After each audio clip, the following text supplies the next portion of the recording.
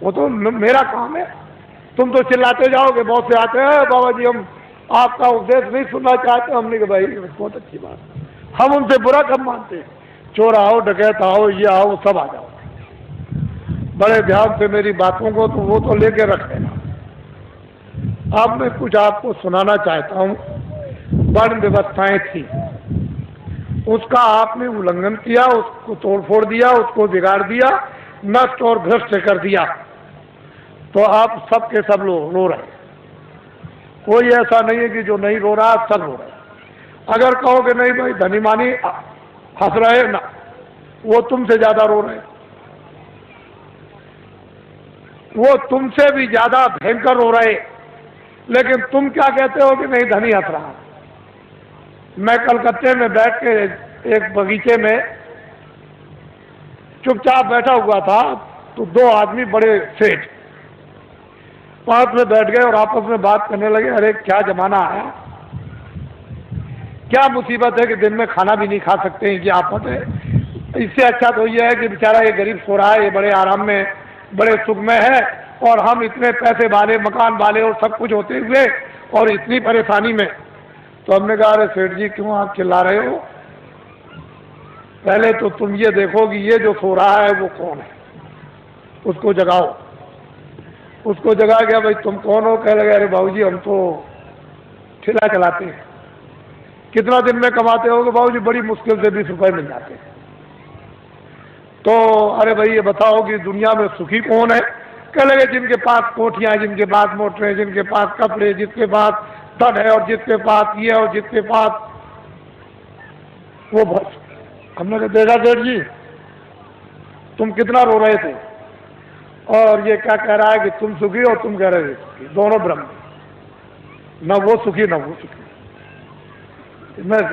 वो सोच रहा है ये सुखी होंगे, ये सुखी होंगे। वो जो जिनके पास कोठियां, उनको वो तो बाबा जी जानते हैं, उनको कोई सुख नहीं। तब तो बाबा जी कहते हैं कि हमको कोई खरीद नहीं सकता। हिंदुस्तान में कोई पैदा ही नहीं हुआ कि बाबा जी को कोई अपने धन दौलत जवाहरात मकान और जमीन से खरीद ले। ये तो आप दिमाग से बात हमेशा निकाल देना, कोई हिंदुस्तान में बाबा जी को खरीद नहीं सकता। और बाबा जी इतने लक्ष्य के पक्के हैं कि मेरे पास बड़े बड़े नेता और लीडर और जो प्रधानमंत्री जो उनके लड़के चले गए वो भी मेरे पास पहुंचे और बड़ा उन्होंने लालच दिया। मैंने कहा इसका असर मेरे ऊपर में धूल के बराबर भी नहीं, लेकिन तुम देश का भला नहीं कर सकते, हम तुमको लिख करके देते हैं, आपके द्वारा देश का भला नहीं होगा। हम लिखते हैं आगे बड़ा आपके द्वारा नुकसान होगा देश का, और खूरेजी होगी देश की, और ये होगा और बर्बादी होगी और महंगाई होगा, सब जड़ दिया। और महात्माओं की बात नहीं मानोगे तो ये रास्ता खुदाली का नहीं, सब कुछ कह दिया। तो मतलब यह है कि बड़े लालच दिए जाते हैं। लोग सोचते होंगे कि शायद बाबा जी को कोई खरीद ले। यह कहो, अब मेरी बात बड़े ध्यान से यहां से आप शुरू करें। पहले तो ये आप बताइए कि आप किराए पर आए हो? ए बच्चियों मैं तुमको किराए पे लाया हूं? बोलो बच्चियों जोर से। पैसे को कह रहे नहीं। तो ये बताओ बच्चे बच्चियों मैंने कुछ तुमको रुपया बांटा है? कहते नहीं बांटा। अब एक बात तो आपकी है साथ में, मेरे पास तो कोई बच्चा है नहीं, मैं अकेला फकत हूं। अगर तुम्हारी दृष्टि से देखा जाए तो मेरे पास कोई बच्चा। अब ये बताओ जब मेरे पास कोई बच्चा नहीं और मैं तुमको कहता हूं कि तुम किराए के मकान में, तो क्या मैं अमृत के मकान में? मैं भी किराए के मकान में, आपको भी छोड़ना मुझे भी छोड़ना। तो जब मेरे पास बच्चा नहीं तो मोह किसका, लोभ किसका, झूठ किसका, वादा खिलाफी किसके लिए, चोरी किसके लिए, संग्रह किसके लिए? तो मैं ये समझता हूं कि ये जितने खड़े बैठे हैं बच्चे बच्चियां, ये सब मेरे बच्चे हैं। उस दृष्टि से, ज्ञान दृष्टि से तो सब आप मेरे बच्चे हैं, और संसार की दृष्टि से आप अपने माँ बाप के बच्चे हैं। बात समझ में आई? मोटी बात को समझ लीजिए आप। बाबा जी को तो कोई राष्ट्रपति और प्रधानमंत्री बनना नहीं है, न इसकी कोई ख्वाहिश है। अब समझ लो अच्छी तरह से आप। कहीं आप सोचने लगो कि नहीं बाबा जी को कोई ख्वाहिश हो, अरे हमको राष्ट्रपति की और प्रधानमंत्री की भाई, हमारे पास तो जनता, इतनी जनता रहती है, और क्या है। जो झूठ बोला जाता, धोखा दिया जाता, बेईमानी की जाती, चोरी की जाती है, लोगों को सताया जाता, लोगों का धन इकट्ठा किया जाता, वो तो सब ये सब ये। तो ये भी आपको पता चल गया कि बाबा जी न प्रधानमंत्री बनते, न बनेंगे, न ख्वाहिश है, न इच्छा, न राशि। अब ये बातें बिल्कुल आपके सामने साफ हो गई। अब दूसरी बात तो अब कुछ नहीं।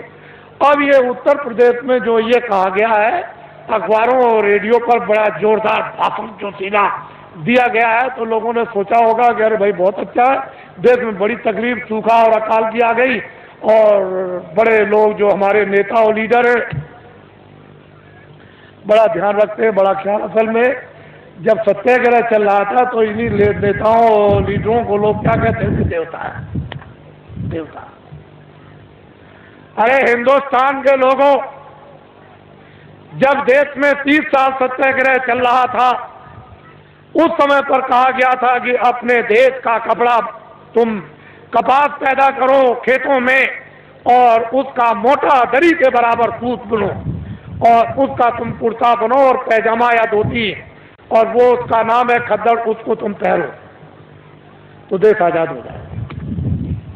हमने 30 साल ये सुना। क्षमा कीजिएगा, माफ कीजिएगा, ये सब इस पीछे पूरी 30 साल सुनी और अंग्रेजों का राज होश में देखा। उनके कर्मचारी अधिकारी, और उनके अगर कहीं कोई घटना हो जाए, कहीं पर कत्ल की घटना हो जाए, तो सारे जिले के अधिकारी टूट पड़े, मजाल है। लेकिन क्या, 6 पैसे तोला चांदी मेरे सामने, शुद्ध प्योर, कहीं मिलावट का नाम निशान नहीं, 12 रुपए तोला सोना मेरे सामने बिकता था। 6 पैसे मजदूर को मजदूरी मिलती थी, और बेईमानी का नाम नहीं था, और पूरा गुजारा होता था मेरे सामने की। 1 रुपए का 60 किलो चावल, 60 किलो गुड़ और 60 किलो चना बाजार में बिकता था, देहातों में तो छोड़ दीजिए।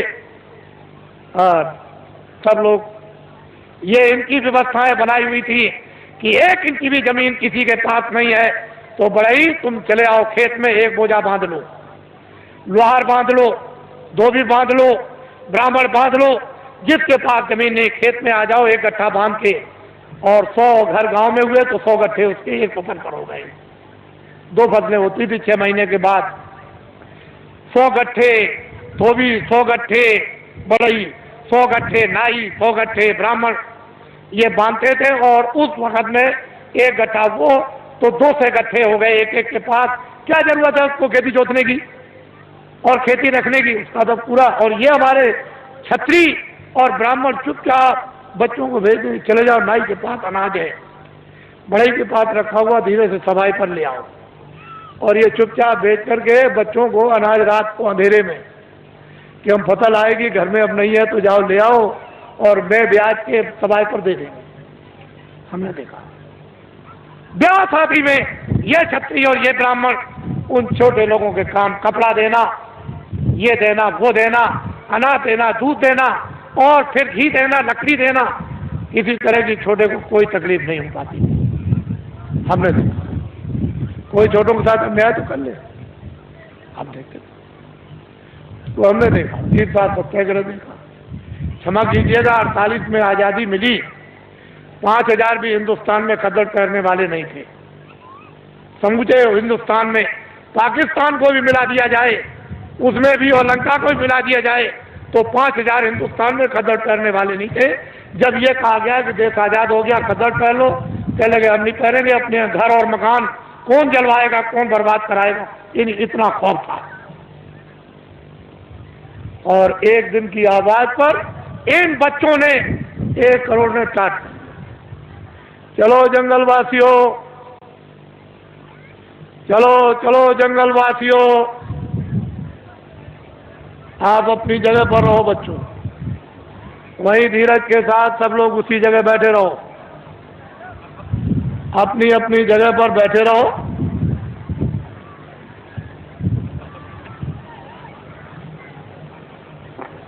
सब लोग बैठे रहो और अपनी आंखों से काम लो, कानों से काम लो, बुद्धि से काम लो। जल्दी चलो जंगलवासियों, एक दफे सबके सब भगवान को के नाम को बोलो जोर से, जय गुरुदेव। बैठ रहो बच्चियों, बच्चियों बैठ जाओ, सबके सब बैठी रहो, वहीं बैठी रहो, घबराओ मत। एक ही साधे सब सदे, एक दिन की आवाज पर 1 करोड़ लोगों ने, इन बच्चों ने बोरा पहन लिया। इस देश के अंदर 1 करोड़ बच्चे बोरा पहने हुए हैं। कौन हिंदुस्तान में नेता और लीडर पैदा हुआ जो एक दिन की आवाज पर करोड़ों बच्चों को ये टाट, ये बोरा, ये जूट पहरा दे? इनको देखो आप,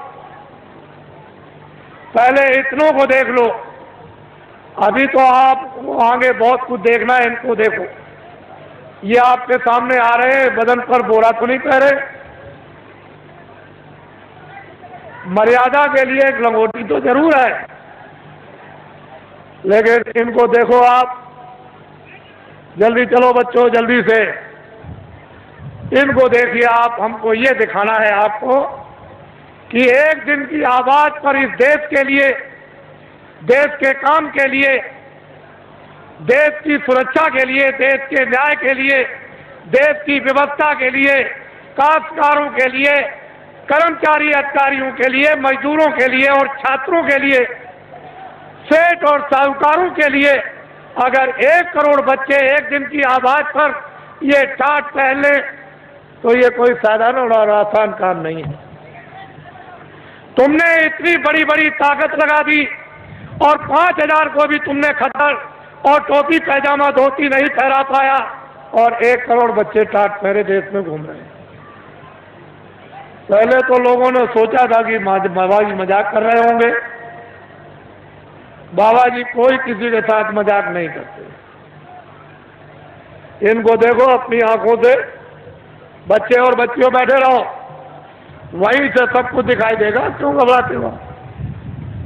सब दृश्य दिखाई देगा, पूरा का पूरा। ये तो रात अंधेरे में तो हो नहीं रहा, ये तो आपकी आंखों के सामने रोशनी में हो रहा। बड़े ध्यान से आप इनको देखें और हमारी बातों को चुपचाप शांति से सुने। कोई बोलेगा नहीं बैठाने वाला, अपनी अपनी आवाज को बंद रखो। इनको देख लीजिए आप, फिर इस बात को बड़े ध्यान से सुने कि दिल्ली की लोकसभा में 1 साल का खर्चा जो एमपी, जो दिल्ली में उस पार्लियामेंट लोकसभा में बैठते हैं, साल भर का लोकसभा का केवल खर्चा 35 अरब का। कितने अरब का? जोर से बोलो। 35 अरब का। इस भारत की आबादी यानी भारत की जनसंख्या 2 अरब की। कितने अरब की? जोर से बोलो, कितने अरब की? मैं आपकी बुद्धि से पूछना चाहता हूं कि दिल्ली की लोकसभा में एमपी बैठ करके, शासन करने वाले बैठकर ढंढोरा पीट कर रखवार रेडियो पर कि 80 करोड़ 80 करोड़ और 80 करोड़ का लोकसभा में बैठ करके बजट बनाया जाए, तो मैं आपसे मोटी बुद्धि से पूछना चाहता हूं, 2 अरब की आबादी को पूरा पड़ जाएगा? और रेडियो पर आपने जो ढंढोरा पीट रखा है और जो नसबंदी और गर्भपात आपने जो कुछ भी करवाया और 4-4, 5-5 महीने के बच्चों को जो आपने गिरवा दिया, क्या ये हत्या नहीं है? ये अपराध नहीं है? अंग्रेजों के राज में एक भी अगर गर्भपात गिराया जाता था और पता चल जाए अधिकारियों को, तो न्यायालयों में जाकर के उसको सजाए मौत की सजा होती थी। आए देशवासियों, क्या वो कोई कानून नहीं था? इतने आपने गर्भपात गिराए, इतनी नसबंदी कर्मचारी अधिकारियों की आपने इमरजेंसी में इनको पकड़कर सेठ साहूकारों को, इन देवियों को और बच्चों को पकड़कर आपने इतना बड़ा, आपने जनसंख्या की कमी के लिए आपने जो काम किया, और इस समय पर 2 अरब की आबादी है। बोलिए आप फेल हो गए कि नहीं? बोलिए फेल हुए कि नहीं? हमने भी मेरठ देखा था 50 साल पहले, हमने भी दिल्ली 50 साल पहले देखी थी। एक मामूली सी दिल्ली थी, वो चांदनी चौक के इर्द गिर्द ही आबादी थी और बाकी दिल्ली में कुछ नहीं था। हमने अपने आंखों से देखा था। आज उस दिल्ली को देखिए तो एक जो दिल्ली से 30-40 किलो की मील की दूरी पर गांव भी होगा, वो भी शहर बच गया। हमने देखा था। आपने सबसे पहले आपने प्रजातंत्र में ये शासन करने वालों ने अपराध किया है कि इस जनता प्रजातंत्र जनता के सामने आपने जनता की चोरी की, और ये अभी तक आपने नहीं बताया कि भारत की आबादी इतनी है। बोलिए अपराध है कि नहीं? बोलिए है अपराध। ये सबसे बड़ा अपराध भारतीय संविधान ये कहता है, बड़ा भारी अपराध है। जनता की प्रजातंत्र में चोरी नहीं करनी चाहिए, और आपने क्यों चोरी करके रखा इसको मैं बताना नहीं चाहता। मैं आपसे सबसे ये पूछना चाहूंगा, आप तो गृहस्थ आश्रम में बाल बच्चों में रहते हो, क्या आदमी अपनी स्त्री से कोई घर का या बाहर का राज छुपा सकता? कोई आपका गोपनीय भेद आपका यानी स्त्री से आप छुपा लेंगे? तो जब घर का और बाहर का कोई भेद स्त्री से नहीं छुप सकता है, तो क्या कोई फरिश्ते ऊपर से उतर आए? मान लो अगर कोई विदेशी देश का आदमी विदेशी देवी से, औरत से शादी करे, तो शायद हो सकता है जो बहुत बड़ा हो गया है वो अपनी स्त्री से अपना राज छुपा लेगा? नहीं छुपाएगा। तो ये बताओ कि देश का आदमी विदेशी औरत से शादी चलते फिरते में करे, मंदिर भी ना हो और मस्जिद भी ना हो और मुल्ला भी ना हो और पंडित भी ना हो और दरिया का किनारा भी ना हो और कोई मंदिर और मठ भी ना हो, गिरजाघर भी ना हो, और चलते में अगर शादी कर ले तो उसको राजा बना दोगे? तो आपने ये सबसे बड़ी गलती क्यों की? भारत के प्रधानमंत्री ने विदेशी स्त्री से शादी की है, और आपने ये अपराध क्यों किया कि उसको राजा बनाया? क्यों आपने ये अपराध कर डाला, ये बताइए। ये देश के लिए, जनता के लिए, ये अपने गौरव के लिए, अपनी जाति समाज के लिए ये क्या छोटा अपराध है? अब ये बताइए, जब आपने प्रधानमंत्री राजा बना दिया तो कोई गोपनीय अपनी स्त्री से राज छुपा सकता है? तो ये सिद्ध और साबित हो गया कि मंत्रालय का, फौज का और उनका, और जो योजना बनाते हैं, जो कमजोरियां हैं इस प्रजा की, इस जनता की, इस देश की, इस हथियारों की, उड़ने वाले हो, मारने वाले हो, जो कुछ भी फैक्ट्रियों का उत्पादन हो या संग्रह हो, वो सब विदेश में चला गया। मैं एक बात और आपको ये बताना चाहता हूँ, उस समय पर ये राष्ट्रपति जो आए तब तो नहीं थे, लेकिन हमारे सरदार राष्ट्रपति थे जो रिटायर हो गए। उस समय पर यानी भारत की टकसाल करेंसी विदेशों में छपने के लिए दे दी गई। टकसाल और करेंसी विदेशों में छपने के लिए दे दी गई। भारत का संविधान और भारत की नीति, आप एमएलए और एमपी, और मतलब यह है कि जो भी संसद सदस्य हों वो राष्ट्रपति से शपथ ग्रहण करते हैं कि हम अपने भारत का, भारत की जनता का, भारत के विकास का और फौज का और फौज के सामान का हम कोई भी प्रतिज्ञा करते हैं गोपनीय भेद किसी विदेशी को नहीं बताएंगे, और अपनी करेंसी किसी विदेश में नहीं छपवाएंगे। फिर राष्ट्रपति न्यायाधीश, जो मुख्य न्यायाधीश दिल्ली में रहते हैं सुप्रीम कोर्ट में, उनसे शपथ लेते हैं कि हम कोई भारत की जनता के खिलाफ यानी गोपनीय ऐसा राज ओपन नहीं करेंगे जिससे हमारे देश का और भारत की जनता का नुकसान हो जाए। और अगर आप ये गोपनीय राज भारत और भारत की जनता का, फौज और फौज के सामान का अगर आपने ओपन कर दिया तो संविधान का अपराध आप लोगों को लग गया। वो करेंसी टकसाल विदेशों में छपने लगी। मैं ये बताना चाहता हूं कि जो टकसाल, जो करेंसी विदेशों में रुपया छप रहा और छपाया जा रहा और बताया जा रहा, क्या उस पर राष्ट्रपति के कोई हस्ताक्षर हुए? आपको ये बताया गया राष्ट्रपति द्वारा कि हस्ताक्षर हो गए राष्ट्रपति के विदेश में भारत की करेंसी इस देश को चलाने के उत्पादन के लिए और खुश और समृद्धि के विकास के लिए बाहर छपाई जाएगी। कोई राष्ट्रपति और उपराष्ट्रपति का कोई दस्तखत हुआ? आपने कभी सुना? तो आप क्या छत्री हो? क्या हो आप? कौन सी मूछ लगाई आपने? कौन से बाल लगाए? और फिर क्या तुम छत्री हो? क्या रखते हो बुद्धि और क्या तुम वीरता रखे हो? तुम्हारे पास में क्या ज्ञान है? ये तो भारतीय संविधान कहता है। इतना बड़ा राज इस भारत की जनता के साथ, विकास के साथ और देश के कानून के साथ ये पूरा जो इसका खिलवाड़ किया गया, ये क्षमा योग नहीं है। मैं कुछ नहीं कहना चाहता। आपकी तकलीफ जो इस मंच पर पटकते हो, दर्दों को, उसकी वजह से मुझको ये सब आपके सामने आना पड़ा।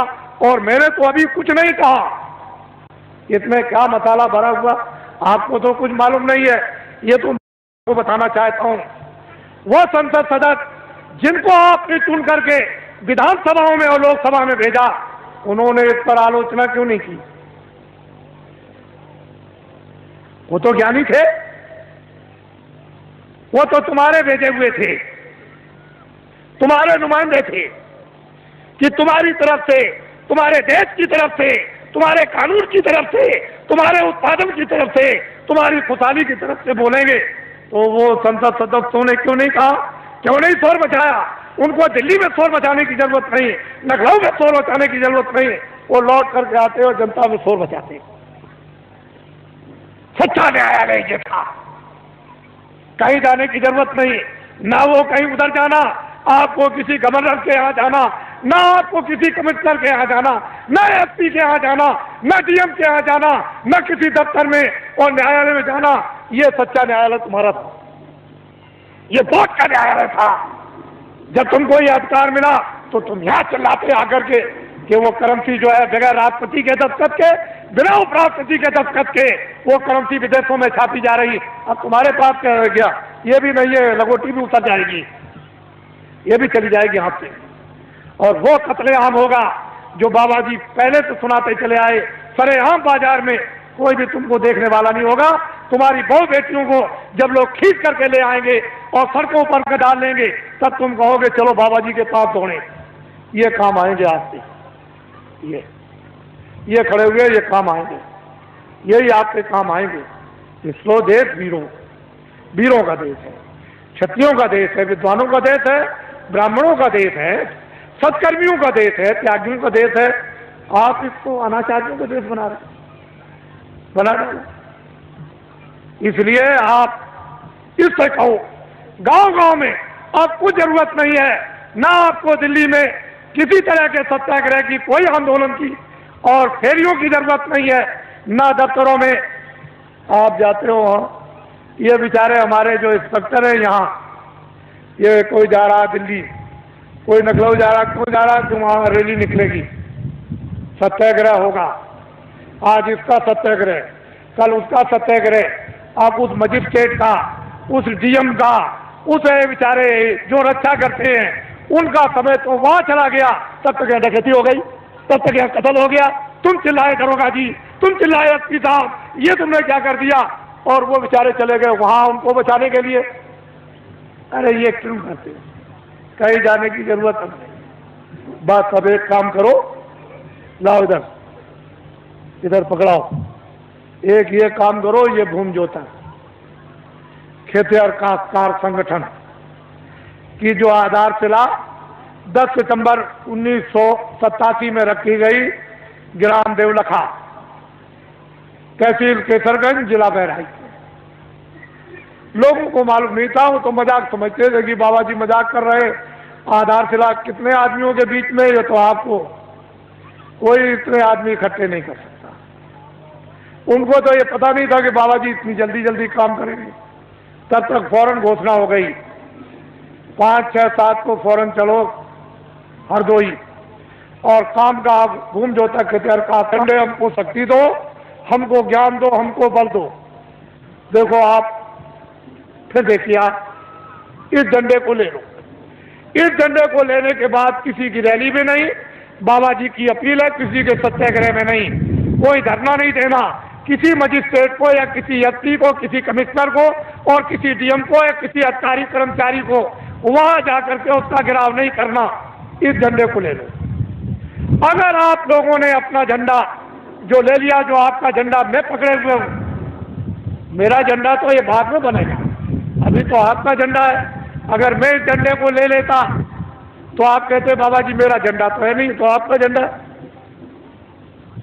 ये आपका झंडा मेरा नहीं है, मैं तो इस झंडे को लिए। देखो वो, मैं तो वो काम कर रहा था, और वो झंडा टाट वालों का, दूरदर्शी का, वो अलग है, और वो आपका उधर फैल रहा। इस झंडे को ले लो और ये ऐलान कर दो गांव गांव में कि भूम जोता खतियार काश्तकार ये अपना अपना झंडा लेकर और फौरन सभाएं करें, और जल्दी से जल्दी, और देर करने की जरूरत नहीं है, वो अपनी अपनी तकलीफें गांव में सब बताएं इन टाट वालों को।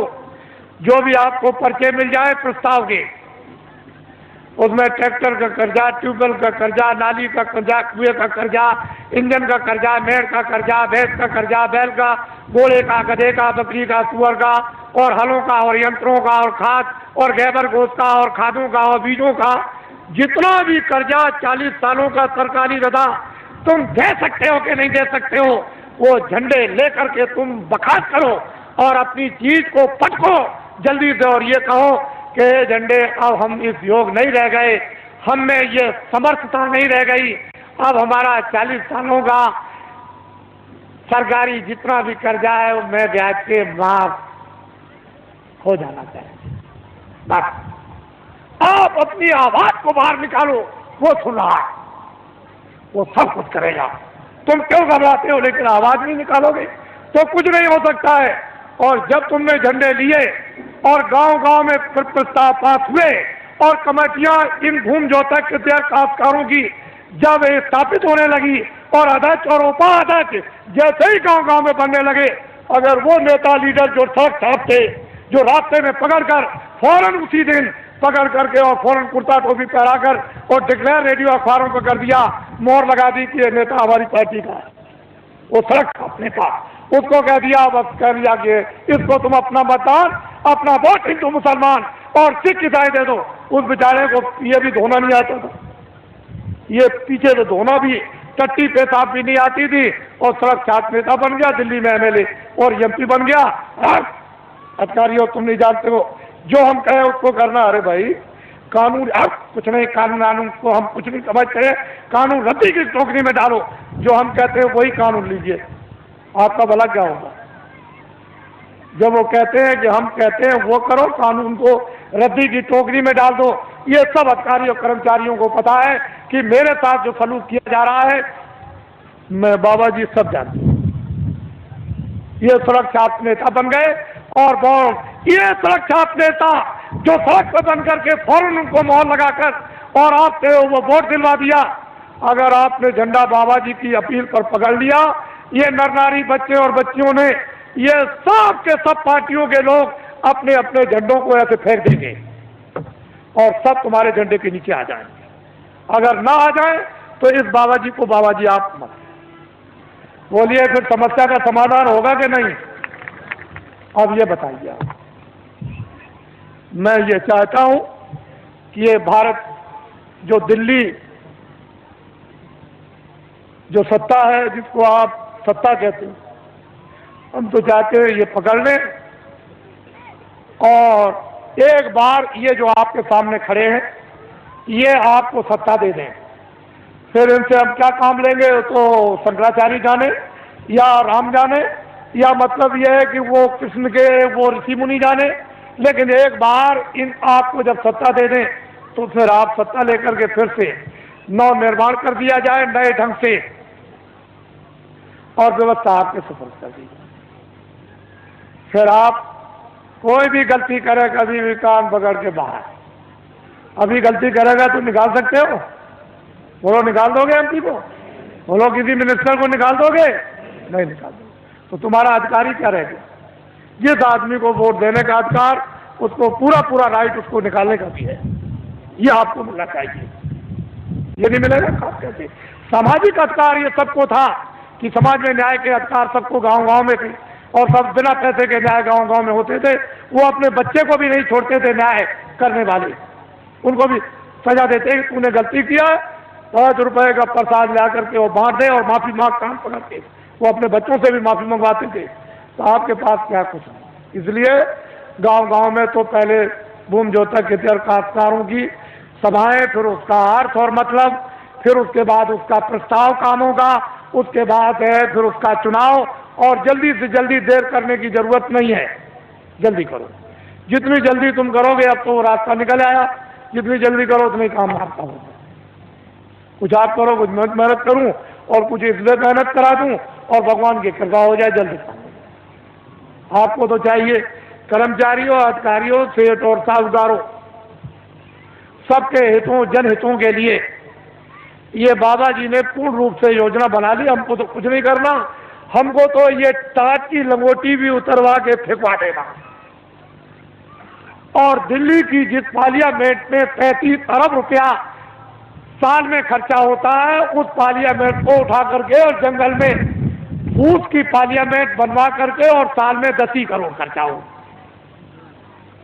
और इन लगोटी के या गैर लगोटी के द्वारा देश का एक बार संचालन करा दिया जाए और दुनिया को यह दिखा दिया जाए, ये हिंदुस्तान की बात नहीं, दुनिया को यह दिखा दिया जाए कि 40 वर्षों का हिंदुस्तान का सरकारी कर्जा लदा हुआ भूमि जोतक हितैषी काश्तकारों पर वो माफ, और कर्मचारी अधिकारियों को जितना वेतन, यानी छोटे से छोटा और बड़े से बड़ा 10,000 वो, और सेठ और साहूकारों की जो काली ब्लैक मनी है वो सब की सब बिना अपराध और बिना किसी टैक्स के ये सब की सब वाइट करवा दी जाएगी।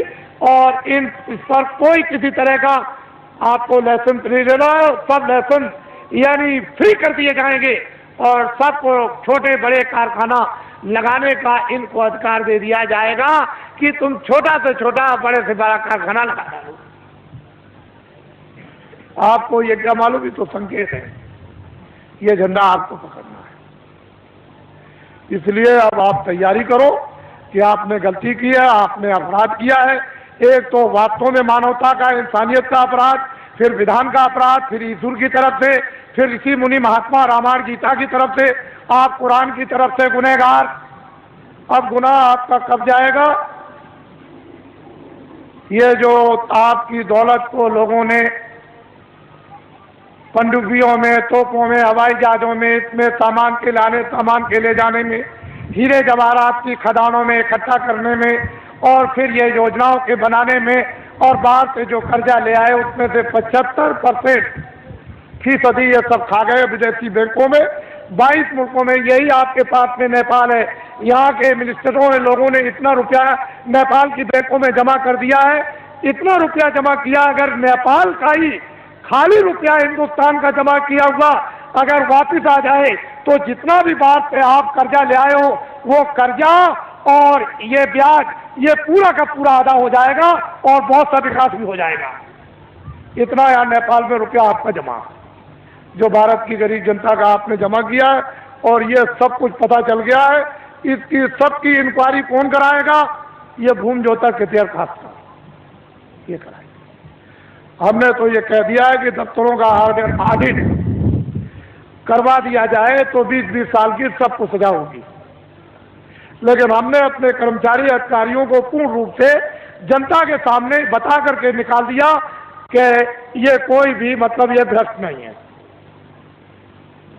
इनमें से कोई भी भ्रष्ट नहीं है, न कर्मचारी, न अधिकारी, न छोटे न बड़े, न पुलिस के और न पुलिस के अधिकारी, न इनकम टैक्स, न सेल टैक्स, और हमारे सेठ साहूकार भी नहीं है और छात्र भी नहीं है और हमारे काश्तकार भी भ्रष्ट नहीं। ये व्यवस्था भ्रष्ट है। इसलिए हमने अधिकारियों कर्मचारियों को निकाल दिया और जनता से अनुरोध किया है कि कभी भी ये मत सोचना कि अगर कभी तुम कहोगे ऑडिट कर दिया जाए तो देखें कौन, तो ये गुनहगार और ये अपराधी नहीं है, ये बिल्कुल आपके सामने छोड़ दिए गए। अब ये कौन आएगा गिरफ्त में, जहां से संचालन होता है, ये तो उनके ऊपर आकर के पड़ेगा कि आपने कर्मचारी अधिकारियों को काम क्यों नहीं करने दिया, तो कहीं ना कहीं तो बात फंसेगी आकर। लेकिन ये बिल्कुल निकल जाएंगे। हमने पूरी जनता को बता दिया और बराबर बताते रहेंगे, हमारा कोई भी कर्मचारी अधिकारी भ्रष्ट नहीं है और कोई भी भारतीय संविधान में कानून में नहीं आता, क्योंकि अगर मंत्री गलती कराएंगे तो ये बेचारे रोजी रोटी अपनी कमाते हैं बाल बच्चों के लिए, इनका जरा भी दोष नहीं है, दोष उनका है जो करवा रहे हैं। बोलो है कि नहीं? करवाने वाले का दोष है, इनका कोई दोष।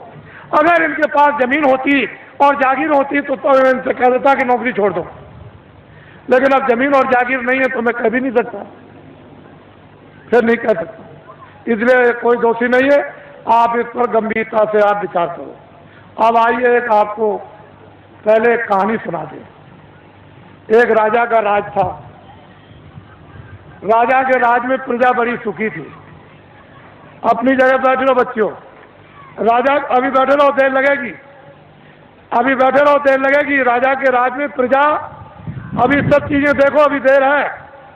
राजा के राज में प्रजा बड़ी दुखी थी, सुखी थी, हर तरह से संपन्न थी, न्याय से, खुशहाली से, समृद्धि से, सोने से, चांदी से, कपड़ों से, अन्न से, व्यवहार से, उठने से, बैठने से, सेवा से, मोहब्बत प्यार से, सबसे सुखी थी। 2 बच्चे थे, राजा ने अपने बच्चों को महात्माओं के आश्रम में पढ़ने के लिए भेज दिया।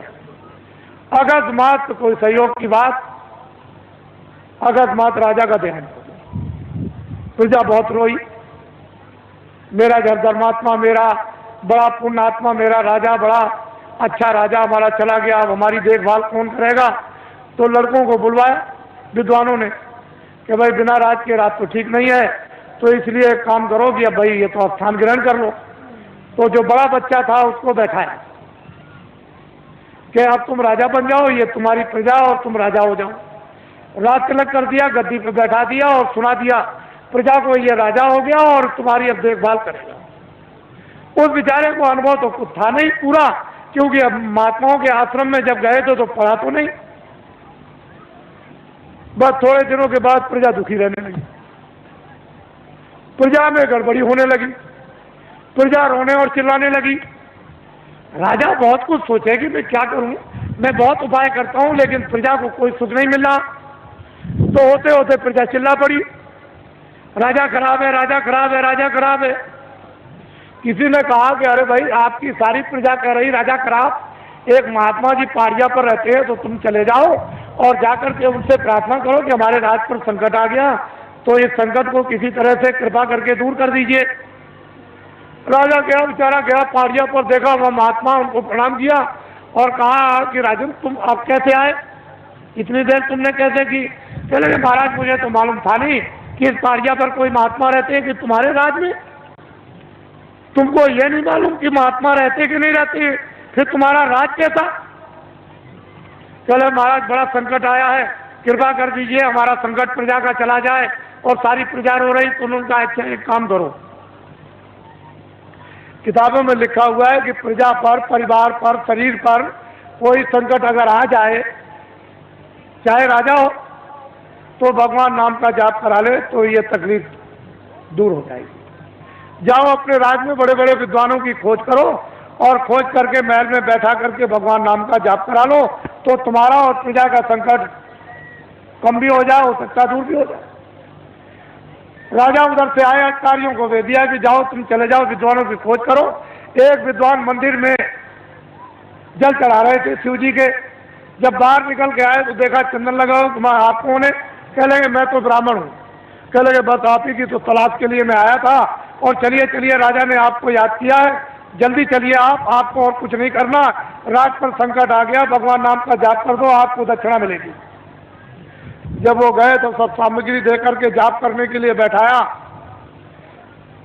तो ब्राह्मण बोले, कह लगे भाई ठहर तो जाओ, जरा हमको सोच लेने दो कि हम शंकर की का जाप करें कि राम का जाप करें कि कृष्ण का जाप करें कि देवी का जाप करें कि गंगा जमुना का।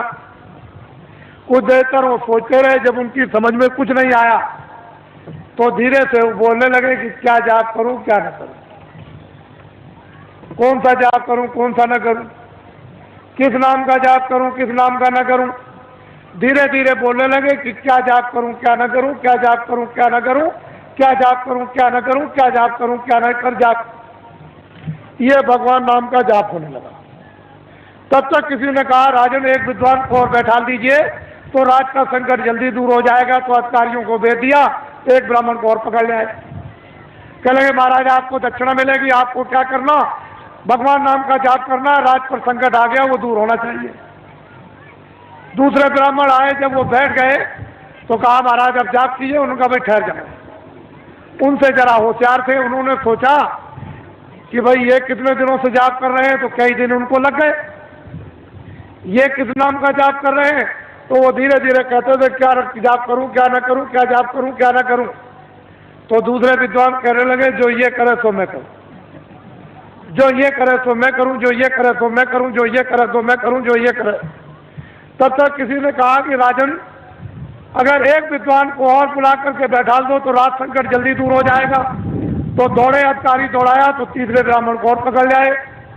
वो दोनों से होशियार, उनसे कहा महाराज आपको अच्छी दक्षिणा मिलेगी, भगवान नाम का आप जाप कर दीजिए। तो जब बैठ गए तो उन्होंने कहा भाई ठहर जाओ, मुझे सोचने दो, विचारने करने दो, जाप करने के लिए तुम्हें आए।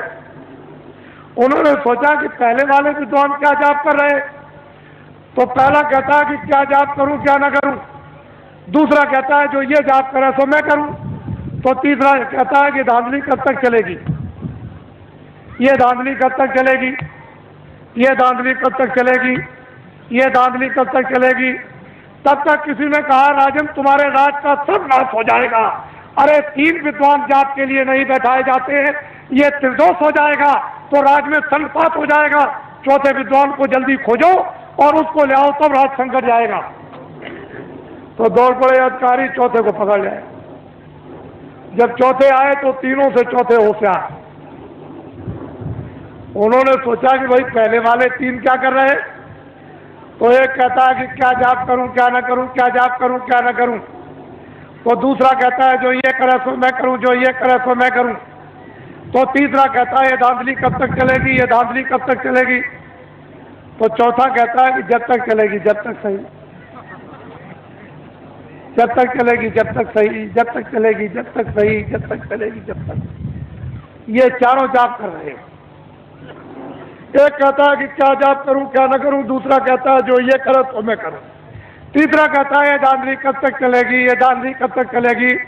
तो चौथा कहता है जब तक भारत की जनता नहीं जगेगी तब तक चलेगी, जब तक भारत की जनता नहीं जगेगी तब तक चलेगी, जब तक भारत की जनता नहीं जगेगी तब तक चलेगी, जब तक भूम जो तक खितिया का तार नहीं जगेंगे तब तक ये धांधली चलेगी। किसी ने आकर के कहा कि राजन बड़े बड़े विद्वान भगवान नाम का जाप कर रहे, उसको देखा जाए। तो आगे कहा मंत्री ने कि चलो सिपाहियों, राजा जाप देखना चाहते हैं। सिपाही गए, विद्वानों से कहा कि अरे विद्वानों, मंत्री और राजा आपके जाप को देखने के लिए आ रहे। कह लगे कोई चिंता फिक्र मत करो, कब आ रहे, कितने बजे से आएंगे, इतने बजे से आएंगे, चल पड़े। बस वो सब के सब विद्वान जोर से बोलने लगे क्या जाप करूं क्या ना करूं, जो ये करे तो मैं करूं, जो ये करे तो मैं करूं, ये धांधली कब तक चलेगी, ये धांधली कब तक चलेगी। तो चौथा विद्वान कहता है जब तक राजा साहब नहीं आएंगे तब तक धांधली चलेगी, जब तक राजा साहब नहीं आएंगे तब तक धांधली चलेगी। तो राजा साहब ने जब कानों से सुना कि अरे, एक कहता है कि क्या करूं जाप करूं क्या ना करूं, दूसरा कहता है कि ये करे तो मैं करूं, तीसरा कहता है धांधली कब तक चलेगी, ये धांधली कब तक चले, चौथा कहता है जब तक राजा साहब नहीं आएंगे तब तक चलेगी। तो राजा साहब ने कहा अरे बदमाशो, मैं आ गया, अब तुम्हारी बदमाशी नहीं चलेगी। आप तो अभी क्या मालूम, आप लोग घबराओ मत, ठहर जाओ, वही बैठे रहो और उस मंत्री बनाओ। तो सबसे पहले गांव में जाने का कोई बुजुर्ग मिल जाए छत्री मिल जाए, ब्राह्मण मिल जाए, कोई बुजुर्ग मिल जाए तो डाक वालों को सबसे पहले पैर छूना चाहिए। पहला काम तुम्हारा यह है। और कभी भी तुम किसी अधिकारी के सामने और कोई भी छत्री मिल जाए, ब्राह्मण मिल जाए, बुजुर्ग मिल जाए, उसके सामने तुम कभी कुर्सी पर मत बैठना। तुम्हारी कुर्सी ये जमीन है, खड़े हो जाओ, फिर पीछे घूम जाओ। ये जो बैठे विराजमान है, ये आप सब आपके क्षेत्र के औरतें भी हैं, तो आप पहले इसको भी प्रणाम करो।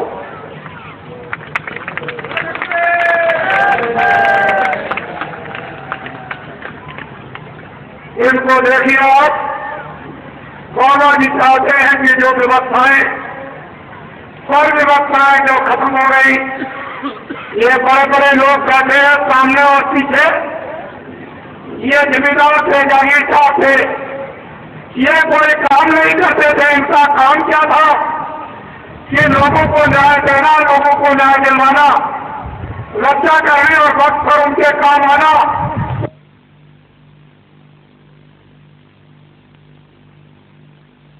नहीं,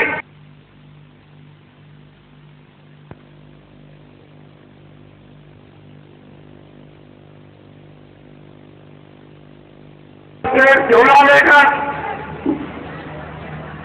पीछे पीछे जो राम ने वरदान दिया था, जब भगवान राम जा रहे थे सोमनाथ को, तो नर नारियों के साथ में विदा करने के लिए हिजर भी गए। भगवान राम ने कहा कि जाओ नर नारी, तुम अयोध्या लौट जाओ, हम जल्दी वापिस 14 वर्ष पूरे करने पर आ जाएंगे। तो नर और नारी तो चले गए, लेकिन अयोध्या के हिजर नदी के किनारे पड़ गए। जब भगवान राम लौट कर आए और नदी पार करने लगे तो वहां बहुत लोग पड़े हुए, पूछा तुम लोग कौन हो, क्या सरकार हमको अयोध्या भेज रहे, यहाँ कैसे पड़े हुए हो कि सरकार आपको विदा करने आए थे, जब आप वनवास 14 वर्ष के लिए जा रहे थे तो गए क्यों नहीं? कि सरकार आपने नरनारियों को आदेश दिया था कि तुम अयोध्या लौट आओ, हमने नर नारी तो हम सरकार से अगर आपके आदेश के विपरीत आपका आदेश भी हुआ तो ये पड़ गए।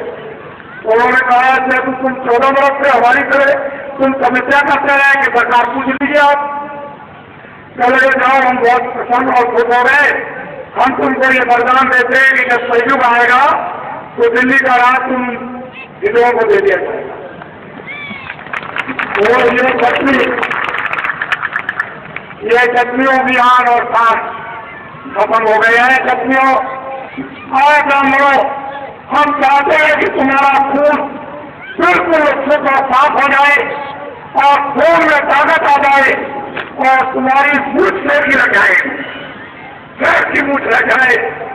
और अब तुम्हारा ये फिर से खून साफ करने का और पैर की मूछ लगाने का ये काम है कि गाँव में तुम जल्दी से जल्दी चलो और होम योगा के साथ साथ ये वैचारिक क्रांति का ये आप ये झंडा उनको पकड़ा दो, ये तुम्हारा काम है। अब तो तुम्हारा खून साफ हो जाएगा और तुम सच्चे तुमने सच्चे तो कहलाओगे।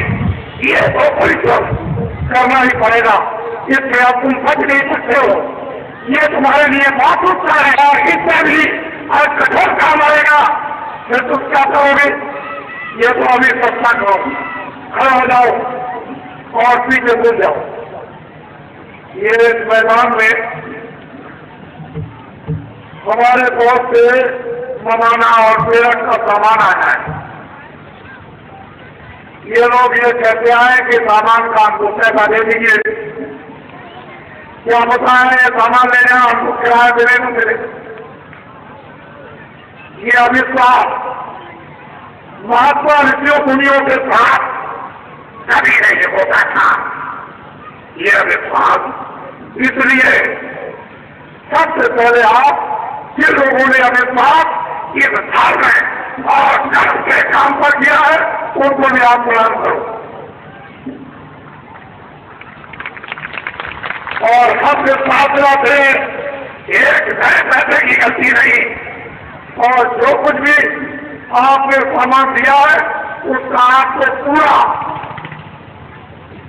जो वादा किया है कि हम किराए पर देते हैं, पूरा किराया आपको मिलेगा।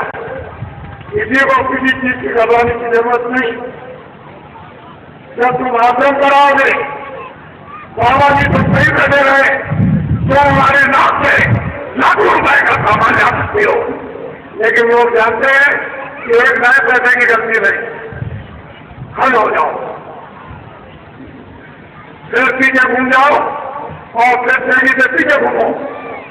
ये हमारे अधिकारियों ने बहुत मेहनत की, कर्मचारियों ने, और हमारे जो स्कूल का ये मैदान है छात्रों का, उन्होंने शायद लोगों ने जिन्होंने इस मैदान में योगदान दिया।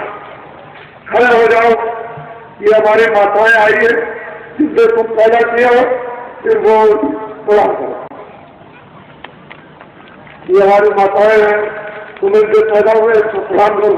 इनके सामने तो वादा कर रहे हो, ये वादा एक भी झूठा नहीं होना चाहिए, क्योंकि ये वादे कुछ गया इनके सामने तुम बस समझ लो, जिन्होंने इनके सामने का वादा पूरा कर दिया बस समझ लीजिए,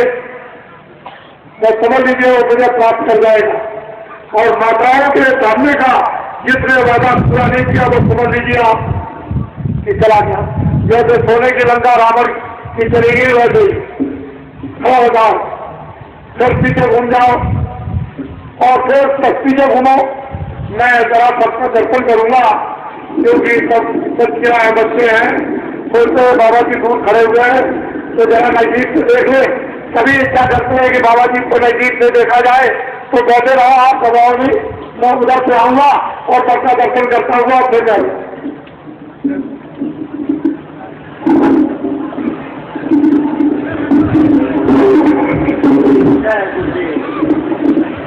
आपके दर्शन के लिए चल पड़े हैं बाबा जय गुरुदेव जी महाराज।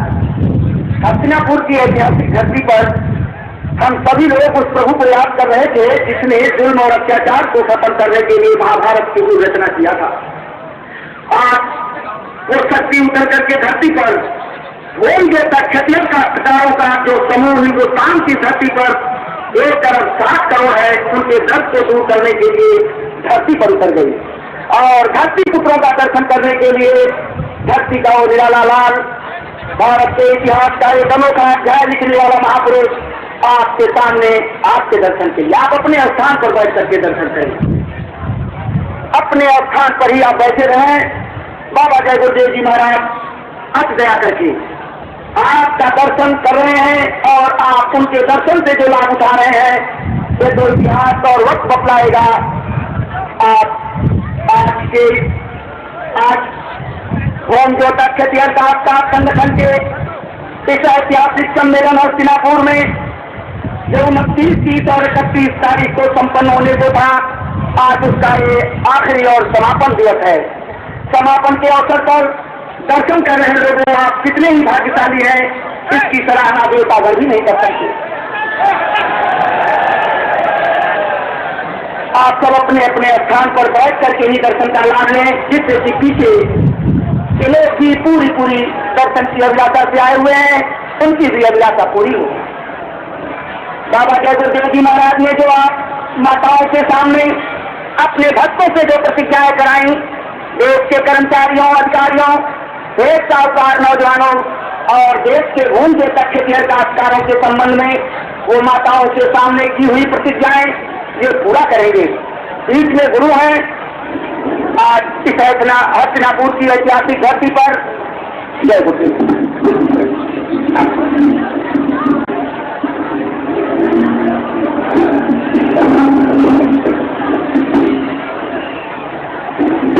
आप सब लोग चुप रहो, बहुत ही ध्यान से सुनो।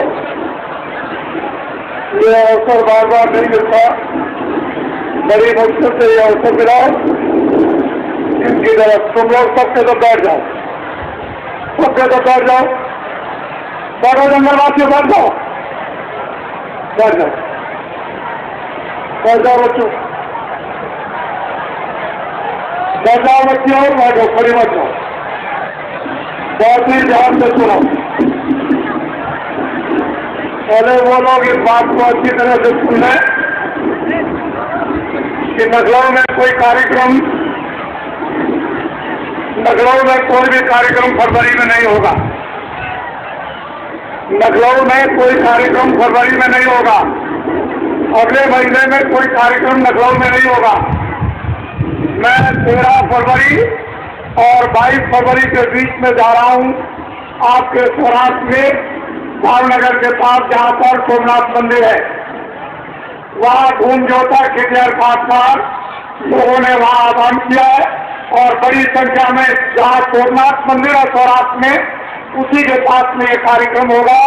लेकिन तारीख उसकी 13 और 22 फरवरी के बीच में होगा। उसकी घोषणा मैं कल हो सकता है करूँगा, लेकिन आपके लिए तो उसमें सुनने बड़ी दूर है और आप तो आजादी करते हुए वही के लोगों के लिए है। मैं लौट करके वापस आऊंगा तो मथुरा में होली का कार्यक्रम मथुरा में होगा और 13 फरवरी को उत्तर प्रदेश के सभी जिलों में धूम जोता खिटियार खासमार संगठन का वैचारिक ये सम्मेलन होगा। एक ही तारीखों में, चाहे 7 जिले हों चाहे 55 जिले हों, एक ही तारीख में पूरे उत्तर प्रदेश के जिले में धूम जोता खिटियार खासमार संगठन का सम्मेलन होगा।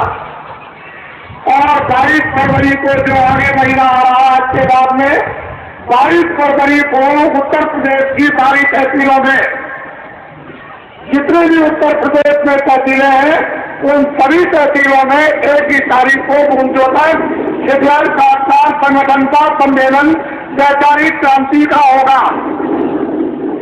इसको याद रखेंगे अच्छी तरह से। होली का कार्यक्रम मथुरा में होगा। उसके बाद जब मार्च का महीना लग जाएगा तो मैं फौरन अभी उड़ीसा में जा रहा हूँ, जहाँ धूम जोतुओं का बड़ा विशाल कार्यक्रम यानी उड़ीसा में 7 जिलों में बड़े जोर से चल रहा। वहाँ लोगों ने आह्वान किया है कि आप वहाँ पर जल्दी से आ जाइए और ध्यान से बात को सुने अच्छी तरह से। ये आज अंतिम दिन है। 29 और 30 और 31 जनवरी को आपके हस्तापुर में ये तीनों दिन कार्यक्रम आपके समक्ष में। मैं इतने समय में बहुत कुछ तो आपको नहीं बता सकता और इतना आप समझ भी नहीं पाओगे, लेकिन फिर ये बात सभी जितने धूम जोता खिटियार खासमार आए हुए हैं जो खेती का काम करते हैं वो कान खोल के सुन ले। और जंगलवासियों, ये हमारे धूम जोता बहुत परेशान तकलीफ में है। 40 सालों पर इन पर कर्जा लगा हुआ है सरकारी। ये 40 सालों का सरकारी सबसे बड़ा कर्जा ट्रैक्टर का, और ट्रैक्टर भी उसके साथ जोड़ लिया गया। जितने भी ट्रैक्टर के साथ जुड़े हुए नीचे जितने भी कर्जे सरकारी, वो मैं ब्याज से धूम जोता खिटियार खासमारों का सरकारी 40 सालों का जो कर्जा मैं ब्याज से कौन माफ करेगा? पहले तो आप इसको देखिए, आपको तो हम छोड़ भी गए, लेकिन माताएं जो सामने बैठी है उनको नहीं छोड़ सकते। ये आपके सामने है और मेरे सामने आप, ये भी मेरे सामने, आप भी मेरे सामने, और पीछे बैठे हुए वो लोग भी मेरे सामने। मैं चारों तरफ आपके मध्यस्थ का, मुझे अपना मध्यस्थ समझे। मैं इनको आदेश दूंगा कि ये काम कर दो, इनका काम क्या होगा वो काम कर देंगे। बस मेरा काम इतना रहेगा, मैं सिर्फ पूछूंगा कि जो मैंने इन माताओं के सामने प्रतिज्ञा की वो 40 सालों का सरकारी कर्जा माफ हुआ कि नहीं, और 1 करोड़ आदमी मैदान में इकट्ठे होंगे। 1 करोड़ के बीच में बाबा जी पूछेंगे, जब वो सब के सब ये कह देंगे हाथ उठाकर कागज को अपना साथ ले ही जाएंगे, जो पक्का कागज इनको मिलेगा जिस पर सरकारी मोहर होगी मजिस्ट्रेट का और जेल का मैनेजर, वो सब उस पर लिखा होगा पूरा का पूरा कि 40 सालों का सरकारी कर्जा इस तारीख पर सब कसम में ब्याज से माफ कर दिया गया। उस पर लिखा होगा आप किसी तरह कोई कर्जा नहीं। जब ये खासकार कह देंगे तो बाबा जी सच्ची बात मानेंगे इसके पहले। ये हमारे जो कर्मचारी अधिकारी जिनको कह दिया भ्रष्ट है, जिस व्यक्ति ने कर्मचारी अधिकारियों को कह दिया कि ये भ्रष्ट है, उसको इस्तीफा नहीं देना चाहिए था। ऐसे लोगों को उसने कह दिया कि भ्रष्ट है, और अध्यक्ष कौन है? ये ऐसे ही रह गए। हमारे देश का कोई कर्मचारी अधिकारी भ्रष्ट नहीं है। ये जो दिल्ली में बैठ के शासन करते हैं संपूर्ण रूप से यही भ्रष्ट है और इनकी दवा काम चला जा रही है, सामने बैठे हैं, ये दवा कर देंगे।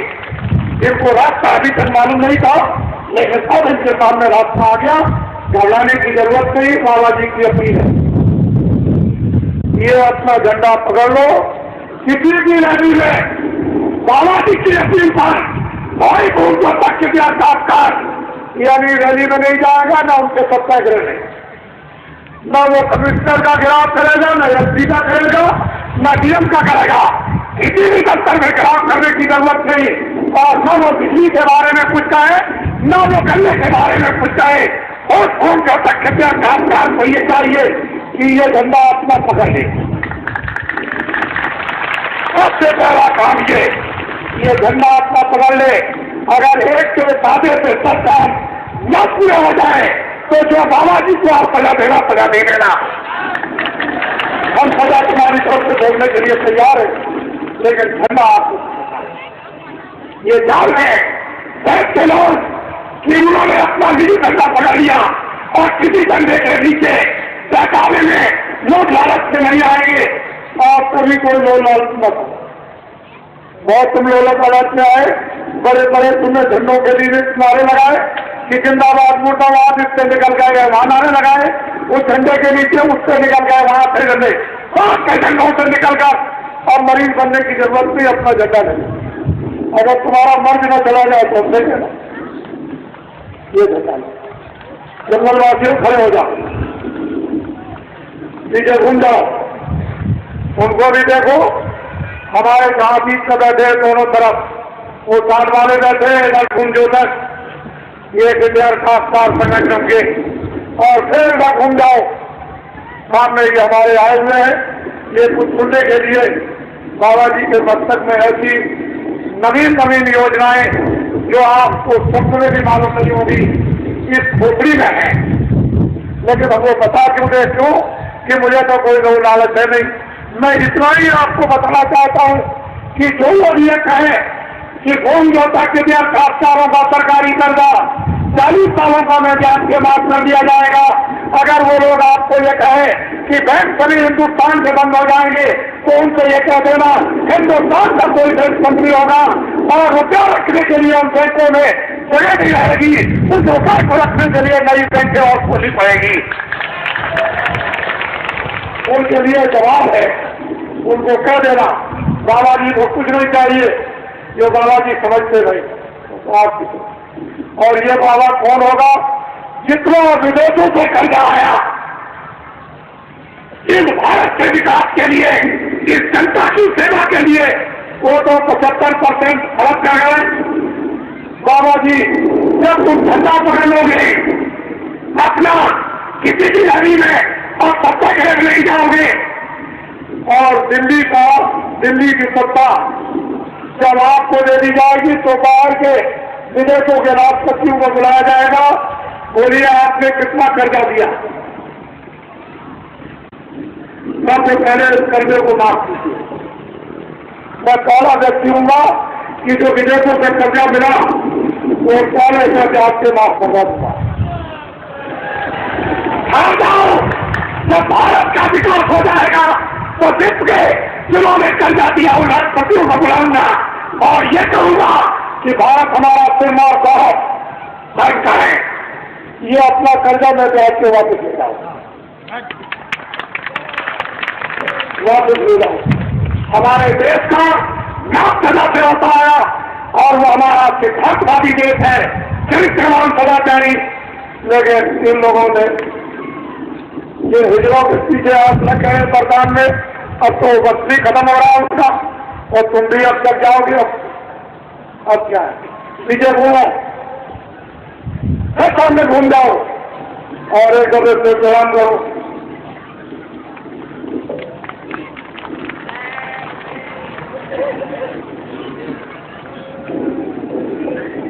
खड़े हो जाओ और हमारी तरफ देखो, और अब हम आप अपने आप आपको और हमको, हम आप दोनों मिलकर पढ़ें।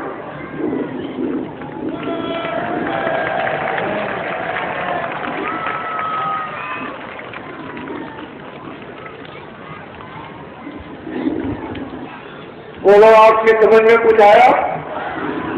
बच्चों, आपकी समझ में कुछ आया? तो बच्चों, आप थोड़ा सा भजन भी कर लेना। रोटी बच्चों की सेवा, जब रात को सोने जाओ 5 मिनट 10 मिनट तो देख के भजन भी कर लेना। तुम्हारा भजन काफी हो जाएगा जब जाने लगो। और इधर तुम्हारे लिए हम मेहनत कर ही रहे हैं, ये सब चीजें तुम्हारी समझ में आ रही। और धीरे से आप 7:30 बजे आपको और उनकी बात सुनाएंगे। आपको आज 7:30 बजे, आज अंतिम दिन है, 7:30 बजे और उनकी चीज सुनाई जाएगी। खड़े हो जाओ जंगलवासियों और इधर को घूम जाओ सूरज की तरफ। चलो सीधे चलो, चलो आने को जंगलवासियों।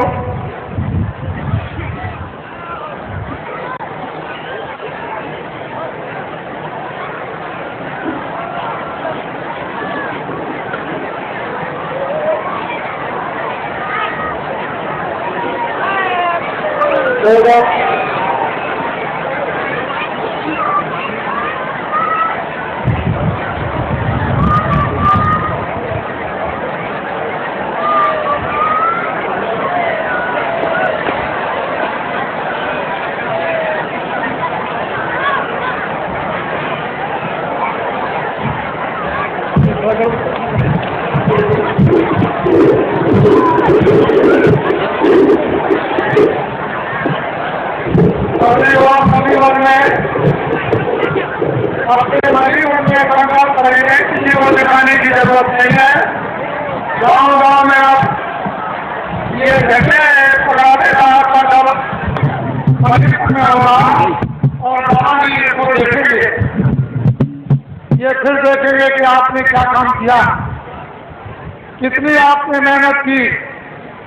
ये बाबा जी फिर देखेंगे। बाबा जी ऐसे नहीं है कि आपको छोड़कर के इतनी जल्दी चले जाएंगे, ऐसा नहीं। जब एक बार पकड़ लेते हैं तो छोड़ना नहीं जानते।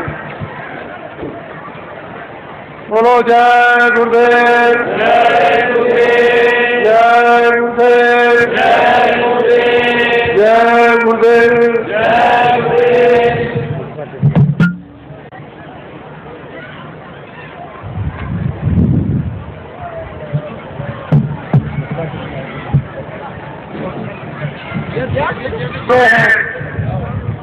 मथुरा के प्रसिद्ध 14 ये मथुरा में जो पूरा समाज चौकों का है उसके ये अध्यक्ष है।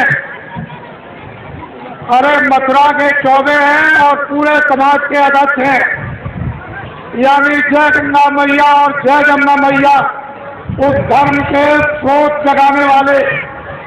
ये इनको देखिए, आप देख रहे, आप देख रहे।